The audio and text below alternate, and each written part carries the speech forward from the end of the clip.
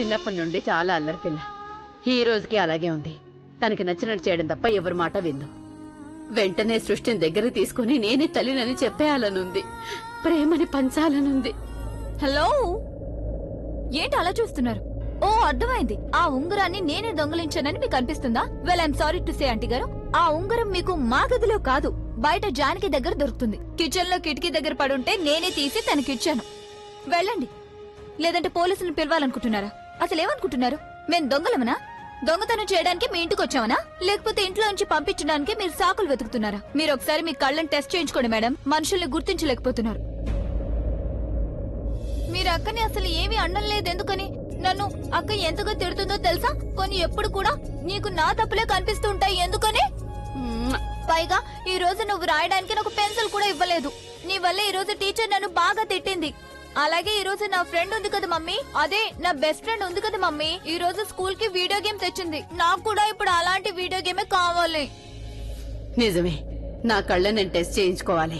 అందుకనే నేను నా బిడ్డల్ని గుర్తుపట్టలేకపోయాను. ఓ హలో, ఎక్స్క్యూజ్ మీ. ఈ నాటకాలు ఆపి మీరు మా గదిలోంచి బయటికి వెళ్ళండి. మీరు మంచివారిలా ఎన్ని నాటకాలు ఆడినా ఏ మాత్రం లాభం లేదు. మీ నిజ స్వరూపం ఇప్పుడు పూర్తిగా బయటపడింది. ఈ రోజు సాయంత్రం వరకు ఈ గది మాకే సొంతం. ఆ తర్వాత ఇంటిని మీకు నచ్చినట్టు పెట్టుకోండి. ఎందుకంటే నాకు ఇక్కడ ఊపిరి కూడా ఆడడం లేదంటే. మీ గురించి మీరేమనుకుంటున్నారు? మా అమ్మనా? నిజానికి మీలాంటి అమ్మ వల్లే నాకు ఈ ప్రపంచంలో అమ్మలందరి మీద కోపంగా ఉంది. Sorry, correction. నాకు ముందుగా మా అమ్మ అంటేనే ఇష్టం లేదు. ఆ తర్వాత ఈ ప్రపంచంలో అమ్మలందరూ ఇష్టం లేదు. I hate I hate I hate. అదే ఈయన మీ నాన్నగారే కదా, మరి మీ మమ్మీ? ఇది నా ఆల్బమ్ అంటే మీరెందుకు ముట్టుకున్నారు? ఏమీ తీసుకోలేదు కదా. మీ అమ్మగారి ఫోటో. ఎవరి అమ్మ? ఎవరికమ్మా? మాకు అసలు అమ్మ ఎవరూ లేరు. ఒకవేళ ఎక్కడైనా ఉన్నా కూడా నేను తనని కలవను, ఎప్పటికీ కలవను. ఆవిడ దృష్టిలో మేము లేవేమో. ఒకటి మాత్రం ఖచ్చితంగా చెప్పగలను, ఆవిడ మా దృష్టిలో చచ్చిపోయింది. అమ్మంట అమ్మ.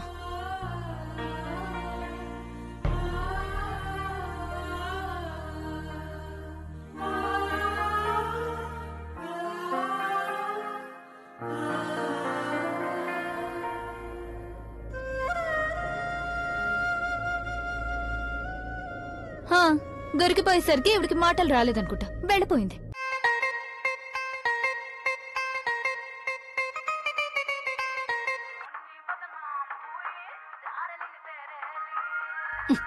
అబ్బా.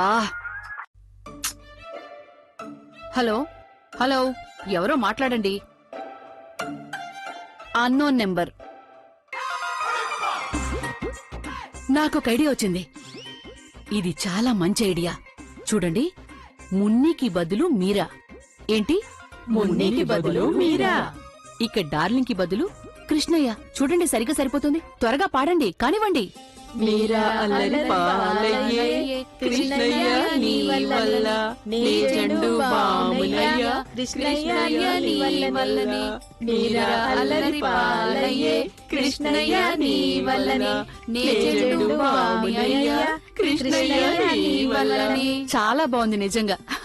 ఎంత చక్కగా సరిపోయే పదాలు. ఆహా, మీరు నిజంగా అదరగొట్టేశారు. ఎంత మంచి పదాలు చెప్పారు. చెప్పాలంటే బాగా తెలివినవారు మీరు. ఇది ఎంత చక్కగా ఫిట్ అయిందంటే ఖచ్చితంగా మన సత్సంగంలో ఇది ఐటెం నెంబర్ 1 గా నిలిచిపోతుంది. మీరు చూస్తూ ఉండండి. పొరపాటును కూడా దీని ఐటెం సాంగ్ అనకండి. ఇది భక్తి పాట, దేవుడి పాటనండి. లేకపోతే మీ ఇంట్లో వాళ్ళు మిమ్మల్ని ఇంట్లో కూడా రానివ్వరు. నిజంగా మీరు జీనియస్ అండి. భగవంతుడు మీకు చాలా ఎక్కువ తెలివితేటలిచ్చాడు. ఏం చెయ్యాలి? భగవంతుడు అందరికీ తెలివి పంచుతుంటే అక్కడ లైన్లో ఉన్న వాళ్ళందరికంటే నేనే ముందు నిలబడి ఉన్నాను కదా. కానీ ఇప్పుడు చూడండి, పదాలు నేను చెప్పేశాను, పాటను కూడా తయారు చేశాం. కానీ నేను నడుం తిప్పడం కుదరడం లేదు. నడుం తిప్పడం తర్వాత నేను కనీసం నిలబడిని కూడా నిలబడలేకపోతున్నాను. మీరు లేచి మీ కాళ్ల మీద నిలబడగలరు. అలాగే ఎన్నిసార్లు కావాలన్నా మీ నడుమును తిప్పొచ్చు. ఒకసారి మీ కాళ్లకి నన్ను వైద్యం చేయనివ్వండి. నేను డాక్టర్ ప్రీత, మీ కొత్త ఫిజియోథెరపిస్ట్. నమస్తే. నేను నిన్నెక్కడో చూశానే. మీరు అబద్ధం చెప్తున్నారు కదా, కానీ నేను అబద్ధానికి తోడు ఉండలేను. మీరేదో ఎర్రగా ఉన్నది బ్యాగ్లో నుండి తీసి మీ కాలికి రాసుకున్నారు కదా. నువ్వా? మీరా? మీకు నా సహాయం అవసరం. నువ్వు నాకు సహాయం చేస్తావా? ఆ రోజు నేను నిన్ను సహాయం అడిగినప్పుడు నువ్వు నా బండారం అంతా బయట పెట్టేశావు కదా, అందరి ముందు నేను అబద్ధం చెప్పాను నిరూపించావు కదా. నువ్వు నాకు ఫిజియోథెరపిస్ట్ ఎప్పటికీ కాకూడదు, అలాగే నీ సహాయం నాకు అవసరం లేదు. దయచేసి నేను చెప్పేది వినండి. నోర్మోయ్, నేనేమీ విన్ను. నేను నాటు వైద్యమైనా చేయించుకుంటాను కానీ నిన్ను మాత్రం నా కాలు ముట్టుకొనివ్వను. చూడండి, అది నన్ను ఇక్కడికి రాక్ స్టార్ అభి గారు పంపించారు. తక్కువ ముందు జరుగు జరుగు. రిషబ్,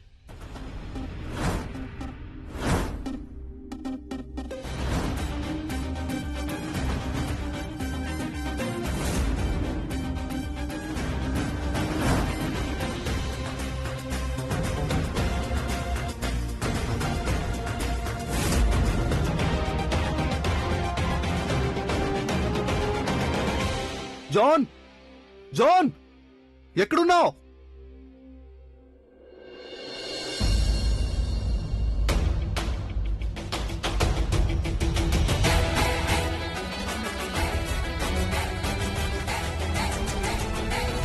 నేనిక్కడికి నీకోసం ఏమీ రాలేదు. అది నేనిక్కడికి ఈ ఇంట్లో ఉన్న బామ్మగారి కోసం వచ్చాను. నేనేమి సైకోన్ కాదు, ఫిజియోని. అలాగా? అంటే దీని అర్థం అమ్మాయి ఇప్పుడు ఒక కొత్త దారిని వెతుక్కుంటోంది. మా ఇంట్లోకి రావడానికి ఎప్పుడూ నా పక్కనే ఉండొచ్చునని అనుకుంటుందేమో. తను చాలా తెలివైన అమ్మాయి, కానీ నేను ఎప్పటికీ అలా జరగనివ్వను. తను వేసిన ఈ ప్లాన్కి నేను ఖచ్చితంగా పరిష్కారం వెతికి తీరాల్సిందే. రిషబ్, నేను మీకు ఆ క్యాలిక్యులేషన్స్ అన్ని మళ్ళీ ఒకసారి పంపిస్తాను, మీరు చెక్ చేయండి. మాట్లాడుతూనే ఉంటాడు. Once we sit on the project and then we can discuss about the negotiation. Rishabh, నేను మీకు నేను పంపాక నీతో మళ్ళీ కాల్ మాట్లాడాలి. చేస్తాను. Okay, Rishabh, make sure about it. మనం కూర్చొని రిషబ్, మాట్లాడుకున్నాక చూడు, కరెక్షన్స్ నాకు ఏమైనా ఏ ఉన్నాయంటే ఫిజియో వాటిని అవసరం కూడా లేదు. చేస్తున్నాను. నాకేమీ అవసరం లేదు. I don't need it.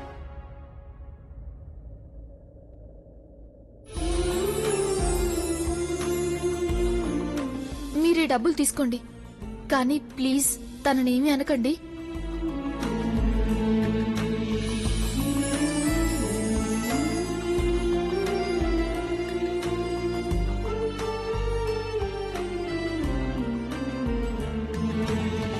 ఇక తనైతే అస్సలు వద్దు నాకు, అస్సలు వద్దు నాకు. ఏంటి, ఏమైంది? ఆ ఎవరు అమ్మాయి. వద్దన్నానమ్మా? ఓ, అయితే ఈ అమ్మాయి ఇక్కడికి ఫిజియో జాబ్ కోసం వచ్చిందనమాట. నానమ్మా, అభి రికమెండ్ చేశాడంటే తను మంచి ఫిజియో అయి ఉంటుంది కదా.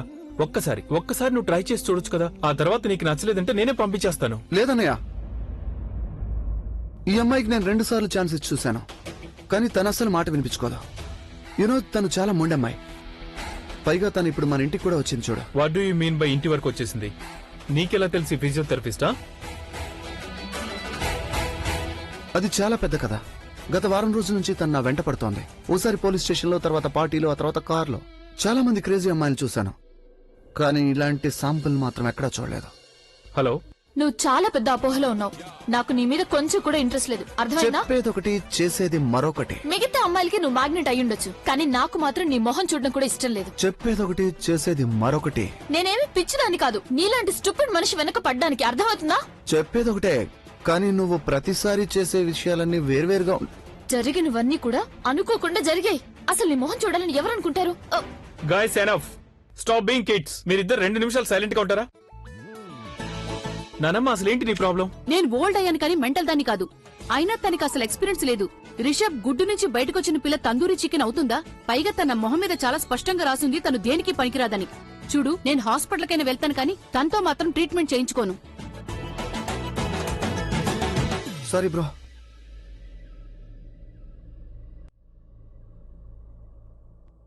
ఐఎమ్ సారీ, నేను మీకు ఈ జాబ్ ఇవ్వటం కుదరదు. కానీ మీరు మా నానమ్మని హాస్పిటల్ వెళ్ళడానికి కన్విన్స్ చేశారు. దానికి మీకు చాలా చాలా ధన్యవాదాలు.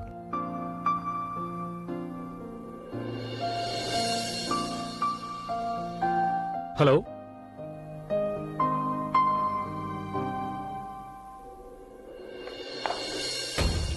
వావ్, ఏం షాట్ ఇది! తిన్నగా ఇంటి నుంచి బయటికి.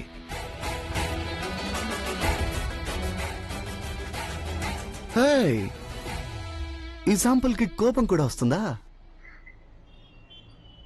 నా సంతోషాన్ని ఎవరితో పంచుకోవాలో నాకు అర్థం కావడం లేదు. నేను ప్రజ్ఞకి ఫోన్ చేసి చెప్తాను. తనకు అన్ని విషయాలు ఫోన్లోనే చెప్పను, ఎందుకంటే తను ఆలియో వినేస్తే.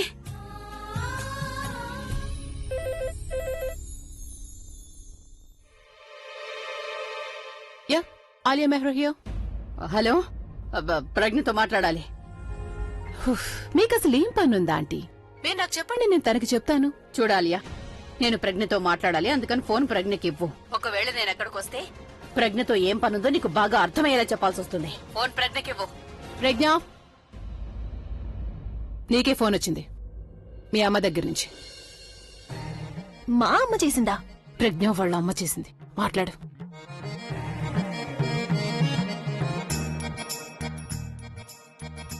హలో అమ్మా. ప్రజ్ఞ, ప్రజ్ఞ నువ్వు ఒకసారి ఇక్కడికి రామ్మా.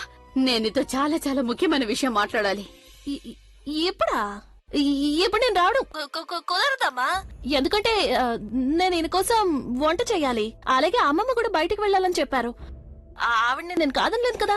పైగా ఇప్పుడంటే అత్తయ్య గారు నన్ను పిలుస్తున్నారు. ప్రజ్ఞ, నాకు తెలుసమ్మా, నువ్వు చాలా మంచి కోడలివి, చాలా మంచి భార్యవని. నీకు చాలా బాధ్యతలు ఉన్నాయని కూడా తెలుసు. మీ అమ్మ గురించి కూడా కాస్త పట్టించుకోవాలి కదా. చెప్తున్నాను కదమ్మా, చాలా ముఖ్యమైన విషయం, అది కూడా నీతోనే మాట్లాడాలి. త్వరగా రామ్మా, ఇంటికొచ్చి. ఇప్పుడు నేను ఏం చేయాలి? ఈవిడ చెప్పేది వినకపోతే వదిలేలా లేదు. ఎంత సంతోషకరమైన విషయం అంటే నువ్వు విన్నావంటే ఎగిరి గంతేస్తావు తల్లి. సరేనమ్మా, త్వరగా వచ్చి. త్వరగా రా తల్లి, నేను నీతో ముఖ్యమైన విషయం చెప్పాలి. అలాగే అలాగే, సరే నేను వస్తానమ్మా. త్వరగా వచ్చేయమ్మా, నాకు తెలుసు నువ్వు పిలవగానే వస్తావని. మీరు ప్రారంభించిన ఈ నాటకం పెద్దదవుతూనే ఉంది. నన్ను వీటన్నిట్లో ఇరికించొద్దని ముందే చెప్పాను కదా. ఇప్పటికే ఇక్కడ చాలా మంది జనాలు ఉన్నారు. ఈ ఇంట్లో జనాలను అయితే నేను ఎలాగోలా భరించేదాన్ని. కానీ నా తలని ఇప్పుడు ఎక్కడ కొట్టుకోవాలో అది అర్థం కావడం లేదు. ఇప్పుడు ఆవిడ నన్ను ఇంటికి రమ్మంటోంది. నేను ఎలా వెళ్ళాలి అక్కడికి? కలిసి నాకు దారి కూడా తెలియదు కదా. చూడు, ఆ సరళ ముందు చూసావా? ఆవిడ నీలాంటిది అస్సలు కాదు. నాకు తెలుసు ఆవిడికి ఈ విషయం ఖచ్చితంగా తెలిసే ఉంటుంది. నేను పిరజ్ఞ కాదు అని. నువ్వు ఆవిడికి నేను దొరికిపోతాను. అలాగే నాకు తెలుసు మీ అందరి ఆట కూడా ఫినిష్ చేస్తుంది. నువ్వు రాలేనని చెప్పొచ్చు కదా. కానీ నేను ఆడికి చెప్తున్నా. ఏం నువ్వు చెప్తున్నావు? బాగుంది నీ పని. ముందు నువ్వే ప్రాబ్లంలో ఇరుక్కుంటావు, ఆ తర్వాత నా దగ్గరికి వస్తావు. నా దగ్గర ప్రతి దానికి సొల్యూషన్ ఉందన్నట్టు. నేను నీకేమైనా జీనీలా కనిపిస్తున్నానా? అసలు నీ చెవులు పని చేయడం లేదా ఏంటి? నేనెంత ట్రై చేశానో, ఎన్ని సార్లు చెప్పానో వినిపించలేదా నీకు? ఆవిడ వినిపించుకోవడం లేదు. ఇప్పుడే రావాలి అంటే నేను మాత్రం ఏం చేయాలో చెప్పు. చెప్పేయాలి ఆవిడికి. చూడండి, మీరు ఏదైతే తలుపులు తడుతున్నారో అది వేరే వాళ్ళ తలుపు. నేను అసలు పిరజ్ఞాని కాను అని నేను ఆవిడికి చెప్పేయాలా? ఇద్దరు చిత్రమారి నక్కలు నన్ను పిరజ్ఞాగా మార్చి ఇంటికి తీసుకొచ్చారు అని. చూడు, నువ్వు అక్కడికి వెళ్లాల్సిందే. కానీ ఎందుకంటే నేను చెప్తున్నాను కాబట్టి. బహుశా నువ్వు మర్చిపోయినట్టునో నీ చిన్న గుండెలో ఒక చిన్న హోల్ ఉంది. వెల్ దాన్, ఇప్పుడు నీకు అది గుర్తొచ్చిందంటే ఇక పద, నేను డ్రాప్ చేసేస్తాను.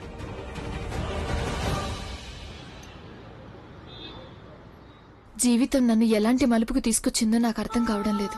ఇక్కడ నాకు ఎటువైపు చూసినా అన్ని ప్రశ్నలే కనిపిస్తున్నాయి. జవాబు ఒక్కటి కూడా కనిపించడం లేదు.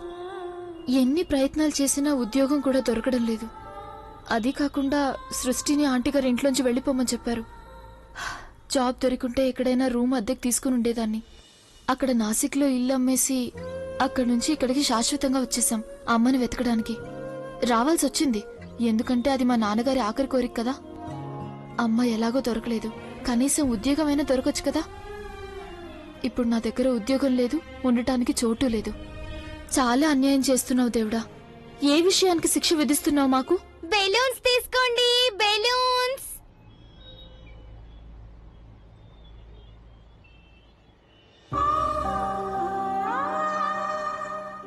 ఇక్కడ నేను నా ప్రాబ్లమ్స్ గురించి ఆలోచిస్తూ కంగారు పడుతున్నాను. కానీ ఇక్కడ ఈ అమ్మాయి చూడు, తనకి కూడా ఎన్నో బాధ్యతలు ఉండుంటాయి, సమస్యలుండుంటాయి. అయినా తన ఓటమిని అంగీకరించడం లేదు. ఎంత చక్కగా నవ్వుతూ ఉంది. ఈ ఆఖరి 30 రూపాయలే మిగిలాయి నా దగ్గర. కానీ మరేం పర్వాలేదు, కనీసం ఈ అమ్మాయినా భోజనం చేస్తుంది. 10 రూపాయలకొకటి బెలూన్ తీసుకోండి, బెలూన్. ఇలా చూడు, ఈ బెలూన్స్ నేను తీసుకుంటాను. ఒకటెంత? 10 రూపాయలు. 3 బెలూన్లు ఇవ్వు. మీకు మీ హీరో తప్పకుండా దొరుకుతాడు. మీరు తనకి ఈ బెలూన్లను తప్పకుండా ఇవ్వండి. అతను మీకు ఎప్పటికీ బానిసలా ఉండిపోతాడు.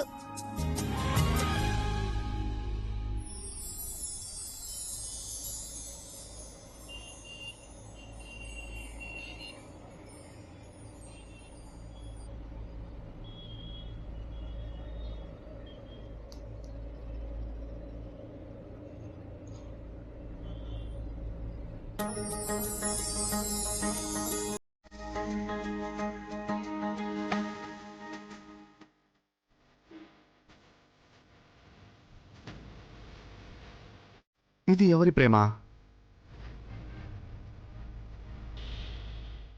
ఏమండి హలో. Yeah, okay. సారీ, అది నా బెలూన్ అండి, నా చేతుల్లో నుండి జారిపోయింది. Thank you.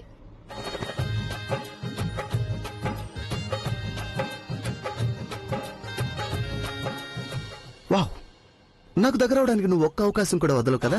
నీ కారణంగా నేను ఫెస్ట్ కంట్రోల్ చేయించాను ఇంట్లో. నువ్వు మళ్ళీ మా ఇంట్లోకి రాకుండా ఉంటావు అని. కానీ నువ్వు మొండిదానివి, నువ్వు ఒక సైకోవి. You know that right? ఇలా చూడు, నువ్వు నీ ప్రేమని ఇంకెవరికైనా ఇచ్చుకో. ఎక్స్క్యూజ్ మీ మిస్టర్ పొగర్బోతు, ఫస్ట్ ఆఫ్ ఆల్ ఈ బెలూన్ నీ కోసం తీసుకురాలేదు. ఇంకొక విషయం, నీకు ఎవరి ప్రేమనైనా పొందే అర్హత లేనే లేదు.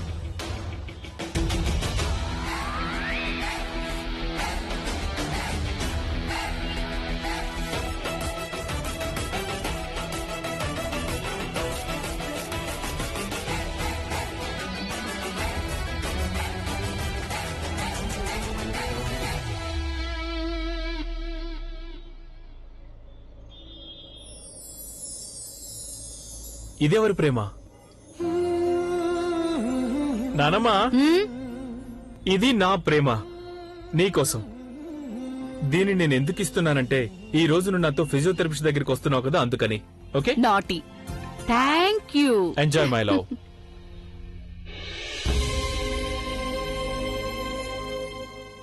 నేను నీకేదైతే చెప్పబోతున్నానో అది విని నువ్వు అసలు నమ్మనే నమ్మవు. నేను కూడా అదే చెప్తున్నాను. నమ్మకం అయితే కుదరదు. ఎందుకు అనవసరంగా టైం వేస్ట్ చేసుకుంటున్నారు? నేను వెళ్తాను, పనుంది కదా, అందుకని. అరే ఆగు, నా ఉద్దేశం ఏంటంటే నేను చెప్పేది విన్నాక నీకు ఒక్కసారిగా షాక్ తగులుతుంది. అది సంతోషంతో కలిగేది. సంతోషంతో కలిగేదా? అహం, ఇవిడు చెప్పేది వినకపోతే వదిలేలా లేదు. ఎన్నో ఏళ్లుగా నేను భగవంతుని కోరుకుంటున్నాను. నా ఇద్దరు కూతుళ్ళు కనిపిస్తే చాలని. భగవంతుడు వాళ్ళని మన దగ్గరికి పంపించాడమ్మా. ఓరి భగవంతుడా, ఇంతవరకు కుటుంబంలో ఉన్న వాళ్ళు సరిపోలేదా? ఇప్పుడు మరో ఇద్దరు చెల్లెళ్ళు వచ్చారు. నిజంగా నమ్మకం కలగడం లేదా? నాకు కూడా. బహుశా మన తలరాతలో ఇదే రాసి పెట్టుందేమో అమ్మా. అభి తీసుకొచ్చాడు వాళ్ళని ఇక్కడికి.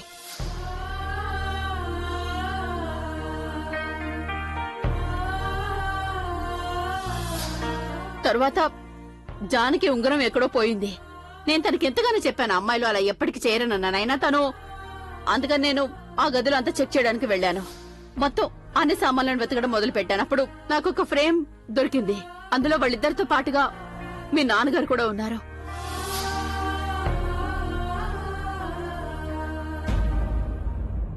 నీకు నమ్మకం కలగట్లేదా? నాకు కూడా నమ్మబుద్ధి కాలేదు. వాళ్ళిద్దరూ మన కుటుంబ సభ్యులని. నా కూతుళ్ళు వాళ్ళిద్దరూ అత్తయ్యకి మనవరాళ్ళు. సరళా, నువ్వు చెప్పింది నిజమా? అవునత్తయ్య, నిజమే. వాళ్ళిద్దరు మనమ్మాయిలా సరళా? వాళ్ళిద్దరూ నా కళ్ళ ముందే ఉన్నారు, కానీ నేను వాళ్ళని గుర్తుపట్టలేకపోయాను. పైగా నాకేమనిపిస్తోందంటే, వాళ్ళ దగ్గరికి వెళ్లి నేను దగ్గరికి తీసుకుని ఎంతో ప్రేమని పంచాలనిపిస్తోంది. ఎన్నేళ్ల నుంచి నేను వాళ్ళకి పంచలేని ప్రేమనంతా ఒకేసారి వాళ్ళ మీద చూపించాలనిపిస్తోంది. కానీ వాళ్ళు వాళ్ళ అమ్మని ఎంతో ద్వేషిస్తున్నారని నేను స్వయంగా విన్నాను. ఒకవేళ నేనే వాళ్ళ అమ్మనని చెప్పానంటే అప్పుడు వాళ్ళు 2 నిమిషాలు కూడా ఇక్కడ ఉండరు, వెంటనే ఇంట్లోంచి వెళ్లిపోతారు. మరి మనం వాళ్ళిద్దరిని ఎలా ఆపాలి? అత్తయ్య, అందుకనే నేను ప్రజ్ఞ రమ్మన్నాను. తను చాలా తెలివైంది కదా. నువ్వే చెప్పా, నేనిప్పుడు ఏం చేస్తే వాళ్ళిద్దరు ఇక్కడే ఉంటారు? నేనా? నీకు బంధాల గురించి బాగా తెలుసు, నువ్వే చెప్పగలవమ్మా. నేనిప్పుడు ఏం చేస్తే వాళ్ళిద్దరు ఇంటిని ఎప్పటికి వదలకుండా ఉంటారు? మీరు దొంగ పోలీస్ ఆట ఆడేయండి. ఏంటి నీ ఉద్దేశం? దొంగ పోలీస్ ఆట ఏంటి?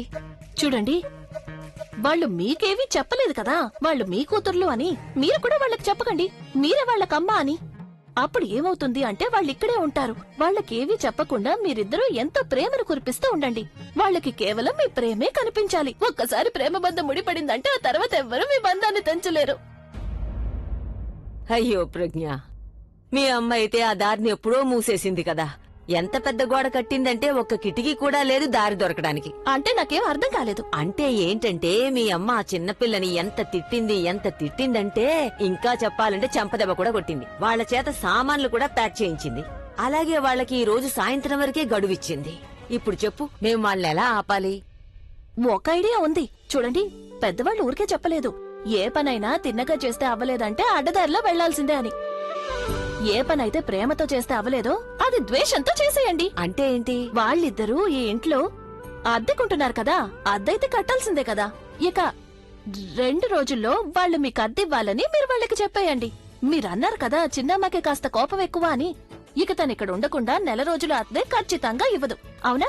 పైగా పెద్దమ్మాయికే ఉద్యోగం వచ్చింది, అందుకే వాళ్ళ దగ్గర డబ్బులు కూడా లేవు. నెల చివర్లోనే కదా అద్దెవ్వడం కుదురుతుంది.